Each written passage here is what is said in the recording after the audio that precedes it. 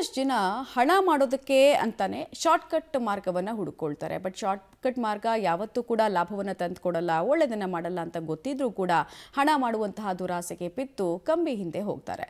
ಇಲ್ಲೂ ಕೂಡ rice mill ಮಾಲೀಕನನ್ನ kidnap ಮಾಡೋದಕ್ಕೆ ಹೋದಂತಹ ಆರೋಪಿಗಳು ಪೊಲೀಸರ ಬಲೆಗೆ ಬಿದ್ದಿದ್ದಾರೆ. ಡೀಟೇಲ್ಸ್ ಇದೆ, ನೋಡ್ಕೊಂಡು ಬರೋಣ ಬನ್ನಿ.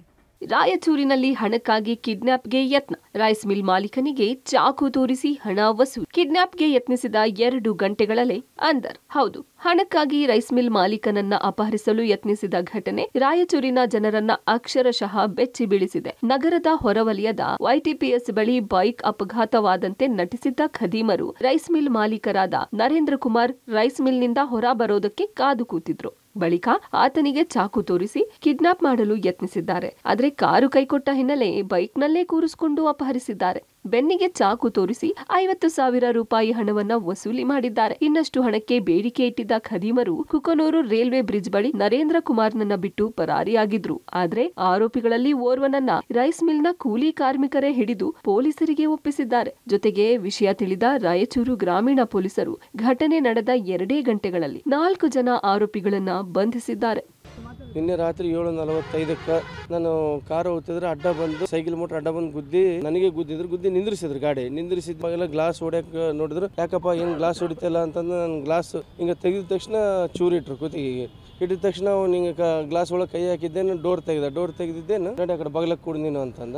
ಏನಪ್ಪ ಏನೇನು ಅಂತಂದ್ರೆ ಬೇಕು ಅಂದ್ರು. ಇಲ್ಲಪ್ಪ ಇದು ಏನಿಪ್ಪಲ್ಲ ಅಂತ ನಾನು ಮಾತಾಡಿದ್ರೆ ಕೂಡ ಅವೆಲ್ಲ ಮಾತಾಡಬೇಡ ಅಂತ ಕುತ್ತಿಗೆ ಚೂರಿ ಇಟ್ಟರು. ಗಾಡಿ ಸ್ಟಾರ್ಟ್ ಆಗಲಿಲ್ಲ. ಇಲ್ಲಿದ್ರೆ ಗಾಡಿ ಸ್ಟಾರ್ಟ್ ಆಗಿದ್ರೆ ನಾನು ಕರ್ಕೊಂಡು ಹೋಗ್ಬಿಡ್ತಿದ್ರು. ಅವರು ನಾಲ್ಕು ಕರ್ಕೊಂಡೋಗಿ 2 ವೀಲರ್ ಮೇಲೆ ಕೂಡಿಸಿದ್ರು. ಈಡು ಹೊಡ್ಕೊಂಡು ಹೋದ್ರು ಕುಕ್ನೂರು ರೋಡಿಗೆ. ತಗೊಂಡೋಗ್ಬಿಡ್ರಪ್ಪ ಅಂತ ನೀನು ಗಾಡಿಗೆ 50,000 ಇದ್ದು.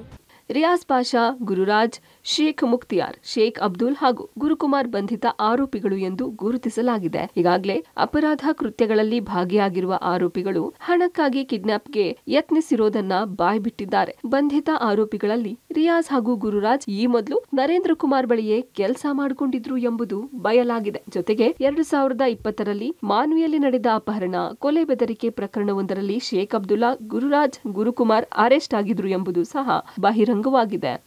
ಸ್ಟಾರ್ಟ್ ಆಗ್ತಿದ್ದ ರೀತಿ ಒಂದು ಬಟನ್ ಇದೆ ಬೈಕಲ್ಲಿ, ಅದನ್ನು ಆಪ್ರೇಟ್ ಮಾಡ್ತಾರೆ. ಡ್ರೈವ್ ಸೀಟಿಗೆ ಅವರೊಬ್ಬರು ಕೂತ್ಕೊಂಡು ಯಾರೊಬ್ಬರು ಕೂತ್ಕೋತಾನೆ, ಡ್ರೈವ್ ಮಾಡ್ಲಿಕ್ಕೆ ಟ್ರೈ ಮಾಡ್ತಾನೆ, ಗಾಡಿ ಸ್ಟಾರ್ಟ್ ಆಗಲ್ಲ. ಮತ್ತೆ ಏನು ಮಾಡ್ತಾರೆ, ಫೋರ್ಸ್ಫುಲಿ ಒಂದು ಸ್ಕೂಟ್ರಲ್ಲಿ ಇವ್ರನ್ನ ಹಿಂದ್ಗಡೆ ದಬ್ಬಿ ಕೂರ್ಸ್ಕೊಳ್ಳಿಕ್ಕೆ ಟ್ರೈ ಮಾಡ್ತಾರೆ. ಒಂದಷ್ಟು ಜನ ದೂರ ಕರ್ಕೊಂಡು ಹೋಗ್ತಾರೆ. ಮತ್ತು ದುಡ್ಡಿಗೆ ಡಿಮ್ಯಾಂಡ್ ಮಾಡಿ ಒಂದಷ್ಟು ವೆಪನ್ಗಳು ಕೊಡಲಿ ಆ ಥರ, ಮತ್ತು ಬಲದ ಭುಜಕ್ಕೆ ಶಾಕಿನಿಂದ ಕೂಡ. ಆಮೇಲೆ ಮತ್ತೆ ಕಾರ್ ಹತ್ರ ಮತ್ತೆ ಕರ್ಕೊಂಡ್ಬರ್ತಾರೆ. ಕಾರ್ ಹತ್ರ ಕರ್ಕೊಂಬಂದಾಗ ಅವರ ಕಂಪನಿ ನೌಕರು ಇರ್ತಾರೆ, 1-2 ನೌಕರುಗಳು. ಅವರು ಇವ್ರನ್ನ ಐಡೆಂಟಿಫೈ ಮಾಡ್ತಾರೆ. ಮಾಡಿದ ಅವತ್ತು ಅವರು ಕೂಡ ಬೆದರಿಕೆ ಆಗುತ್ತೆ.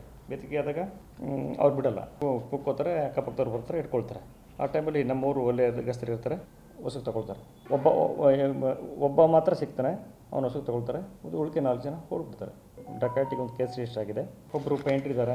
ಇಷ್ಟಾದರೂ ಬುದ್ಧಿ ಕಲಿಯದ ಆರೋಪಿಗಳು ಈಗ ಪುನಃ ಹಣಕ್ಕಾಗಿ ಉದ್ಯಮಿ ಕಿಡ್ನಾಪ್ಗೆ ಮುಂದಾಗಿ ಸಿಕ್ಕಿಬಿದ್ದಿದ್ದಾರೆ. ಇಷ್ಟೇ ಅಲ್ಲದೆ ಬಹುಕೋಟಿ ವಂಚನೆ ಪ್ರಕರಣ ಎದುರಿಸ್ತಾ ಇರೋ ದರ್ವೇಶ್ ಗ್ರೂಪ್ನಲ್ಲಿ ಹಣ ಹಾಕಿದ್ದ ಆರೋಪಿ ರಿಯಾಜ್ ಹಣ ಕಳೆದುಕೊಂಡಿರುವುದು ವಿಚಾರಣೆಯಲ್ಲಿ ಬೆಳಕಿಗೆ ಬಂದಿದೆ. ಇನ್ನು ಅಡ್ಡದಾರಿಯಲ್ಲೇ ದುಡ್ಡು ಮಾಡೋಕೆ ಮುಂದಾಗಿದ್ದ ಆರೋಪಿಗಳು ಸದ್ಯ ಕಿಡ್ನಾಪ್ ಪ್ರಕರಣದಲ್ಲಿ ಸಿಕ್ಕಿಬಿದ್ದಿದ್ದಾರೆ. Vijay Jagatagal, public TV, Raichur.